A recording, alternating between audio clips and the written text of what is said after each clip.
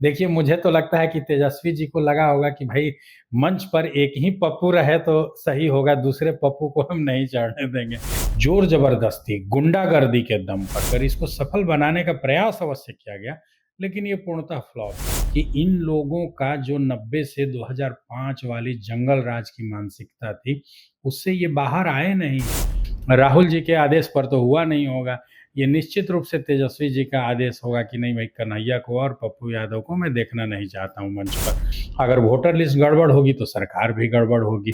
कि कटिहार, किशनगंज, अररिया, पूर्णिया जैसे जिलों में जहाँ मुस्लिम आबादी बहुत ज़्यादा है, वहाँ जनसंख्या की तुलना में लगभग 124%, 130% आधार कार्ड बने हुए हैं। यानी कि जनसंख्या अगर 100 लोगों की है और 124 आधार कार्ड है, तो ये 24 एक्स्ट्रा आधार कार्ड किनके हैं? वोटर लिस्ट वेरिफिकेशन का जो मामला है वो काफी चर्चा में है और कल विपक्ष ने बिहार बंद का ऐलान भी किया था। ये सब विषय काफी चर्चा में थी, लेकिन इसी बीच एक आरजेडी के विधायक का एक बयान जो है एक चर्चा में काफी आ रहा है। एक सभा को संबोधित कर रहे थे और वहां भूरा बाल साफ करो का नारा लगाया गया, जिसके बाद तालियां भी बजती हुई देखी गई। ऐसा वीडियो सोशल मीडिया पर वायरल हो रहा है। इसी तमाम मुद्दे पर बात करने के लिए हमारे साथ ब्रह्मपुर के भावी प्रत्याशी और डॉक्टर सत्यप्रकाश तिवारी हैं। इनसे जानेंगे कि कैसे देखते हैं पूरे मामले को, वोटर लिस्ट वेरिफिकेशन को कैसे देखते हैं, साथ ही इस बयान को कैसे देखते हैं। स्वागत है डॉक्टर साहब। जी, धन्यवाद। देखिए, जहाँ तक वोटर लिस्ट वेरिफ़िकेशन की बात है, तो ये तो बहुत ही संवेदनशील मुद्दा है।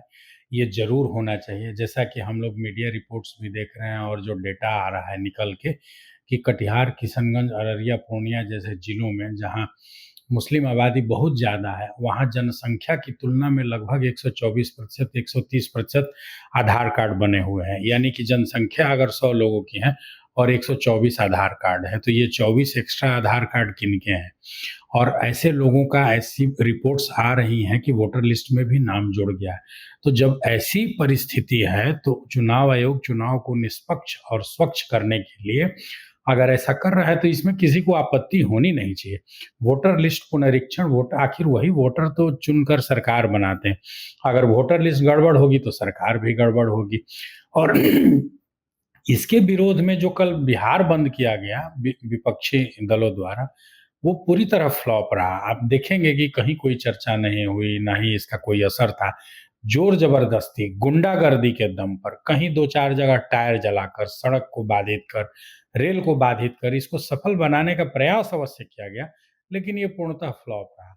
जहाँ तक आप बात कर रहे हैं कि किसी विधायक ने भूरा बाल साफ करो की बात की और तालियां बजी, तो ये तो माइंडसेट दिखाता है उन लोगों को, और जनता को भी अलर्ट होने की ज़रूरत है कि इन लोगों का जो 90 से 2005 वाली जंगल राज की मानसिकता थी, उससे ये बाहर आए नहीं हैं।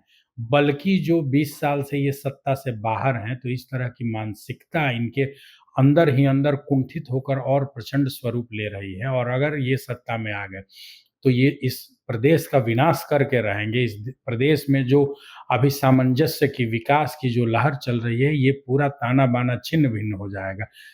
ये प्रदेश को ये लोग जात के टुकड़ों में बाँटकर और यहाँ आपसी वैमनस्य और बिहार को एक फिर से अंधेर गर्दी में धकेलने का प्रयास करेंगे। दरभंगा से भी एक वीडियो और तस्वीरें वायरल हुई जहां पे एक एम्बुलेंस सड़क पे फंसी हुई दिखती है। उसके बाद जब लोग कुछ बातें करते हैं तो उधर से आवाजें आती हैं कि ज्यादा करोगे तो 90 का दशक याद दिला देंगे। यानी फिर से उसी तरह की बातें सामने निकल कर आ रही हैं। जी, आप ये सारी चीज़ें जनता को पूर्णतः आगाह कर रही है कि भाई सावधान हो जाइए। चूँकि ये सत्ता से बाहर है, इसलिए ये ऐसा छलावा दिखाने का प्रयास कर रहे हैं कि नहीं भाई, हम तो विकास की बात करेंगे, रोज़गार की बात करेंगे, माई-बहिन सम्मान योजना की बात करेंगे। वास्तविकता ये है नहीं।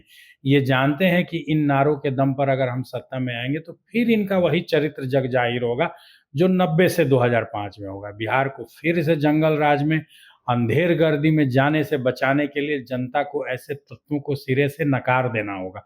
ऐसे तत्व कभी भी समाज की मुख्य धारा में रहेंगे, तो समाज के लिए ये लोग बहुत बड़ा खतरा हैं। एक पप्पू यादव का भी वीडियो आपने देखा होगा और कन्हैया कुमार का भी वीडियो देखा होगा कि वो ट्रक पर चढ़ने की कोशिश तो करते हैं, लेकिन जो राहुल गांधी के एनएसजी कमांडो हैं उनको वो चढ़ने नहीं देते। उसके बाद कई सारी बातें निकल कर सामने आते हैं कि क्या ये तेजस्वी यादव को ये तकलीफ है कि अगर स्टेज पे अगर पप्पू यादव या कन्हैया कुमार चढ़ जाते तो उनकी पब्लिसिटी में कमी आ जाती। देखिए, मुझे तो लगता है कि तेजस्वी जी को लगा होगा कि भाई मंच पर एक ही पप्पू रहे तो सही होगा, दूसरे पप्पू को हम नहीं चढ़ने देंगे। मैं ये बात मज़ाक में कर रहा हूँ, लेकिन ये सोचने वाली बात होगी कि कांग्रेस जिन नेताओं पर अपना दाँव लगा रही है, जिन नेताओं को अपने बिहार का, प्रदेश का भविष्य मानती है, जिन नेताओं को वो समझती है कि ये हमारी डूबती हुई नैया के खेवनहार होंगे, उनके प्रति उनके सहयोगी दल का कैसा रवैया है। निश्चित रूप से ये राहुल जी के आदेश पर तो हुआ नहीं होगा, ये निश्चित रूप से तेजस्वी जी का आदेश होगा कि नहीं भाई, कन्हैया को और पप्पू यादव को मैं देखना नहीं चाहता हूँ मंच पर, और उसी आग्रह पर एनएस जी ने धक्का दिया होगा। साथ ही ऐसे जो उनके नेता हैं, जो वास्तव में ज़मीन पर दिखते हैं कांग्रेस के और कुछ काम कर पाते हैं, ऐसे लोगों को अगर इस तरह से अपमानित किया जाता है गठबंधन द्वारा, उनके सिक्योरिटी गार्ड द्वारा, तो जनता का कितना वहाँ सम्मान होगा, जनता को ये सोचना चाहिए। बिहार सरकार के कैबिनेट में कई नए फैसले को मंजूरी दी गई है, युवा आयोग का गठन किया गया है, साथ ही महिलाओं को मतलब कि 35% का आरक्षण भी दिया गया है, यानी महिलाओं के लिए डोमिसाइल बिहार में लागू हो गया है। इसको कैसे देख रहे हैं आप? बहुत ही अच्छी पहल है। देखिए, जैसा कि हम जानते हैं कि बिहार में महिलाओं को पहले से भी आरक्षण लागू है, लेकिन उसमें डोमिसाइल नीति नहीं थी। यानी वो महिलाओं का जो 35% वर्टिकल रिजर्वेशन था, उसमें प्रदेश से बाहर की भी कन्याएँ आवेदन कर सकती थी और नौकरी पा सकती थी। तो इस तरह से कॉम्पिटिशन टफ हो जाता था। जैसा कि हमारा बिहार, आप जानते हैं कि क्षेत्रफल में तो देश का 12वां बड़ा राज्य है, लेकिन जनसंख्या के अनुपात में वो दूसरा सबसे बड़ा प्रदेश है, और जनसंख्या घनत्व के मामले में देश का सबसे ज़्यादा घनी आबादी वाला प्रदेश है। यहाँ अपॉर्च्युनिटी की वास्तव में कमी है, जनसंख्या अधिक है। तो ये माननीय मुख्यमंत्री जी के नेतृत्व में हमारी सरकार ने जो ये फैसला लिया है, अत्यंत सराहनीय है कि हमारे प्रदेश की कन्याओं को बेहतर अवसर मिले, उनको कॉम्पिटिशन में जो इस आरक्षण का लाभ हो, जो यहाँ की कन्याएँ हैं उन्हें ही मिले। इसके लिए उन्होंने ये निर्णय लिया है और ये अत्यंत ही स्वागत योग्य कदम है। चलिए, तो हमारे साथ डॉक्टर सत्य प्रकाश तिवारी थे और कई अहम मुद्दों पे बात हुई, जैसा कि कल बिहार बंद हुई था, जिसके बाद कई सारी तस्वीरें और वीडियो सोशल मीडिया पर वायरल हो रहे थे। एक पप्पू यादव का भी वीडियो वायरल हुआ जिसमें उन्हें ट्रक पे नहीं चढ़ने दिया गया, जिसके बाद इनका कहना था कि ये बड़ा ही दुर्भाग्यपूर्ण है। साथ ही उन्होंने भूरा बाल साफ करो के जो नारे लगे हैं उस पर भी उन्होंने कहा कि ये आरजेडी की मानसिकता को दर्शाता है। बाकी इन तमाम खबरों को लेकर आपका क्या कुछ कहना है, कमेंट बॉक्स में जरूर लिखें और देखते रहें सच टॉक का ये वीडियो आप लोगों को कैसा लगा कमेंट करके जरूर बताएं। साथ ही साथ अपने दोस्तों से शेयर करना इस वीडियो को ना भूलें, और हमारा 25 लाख का परिवार फेसबुक पे है, फॉलो बटन पे क्लिक करके जो है आप उससे जुड़ सकते हैं। यूट्यूब पे भी लगभग 25 लाख का परिवार है हमारा, उस पर भी जो है सब्सक्राइब बटन पे क्लिक करके आप जुड़ सकते हैं।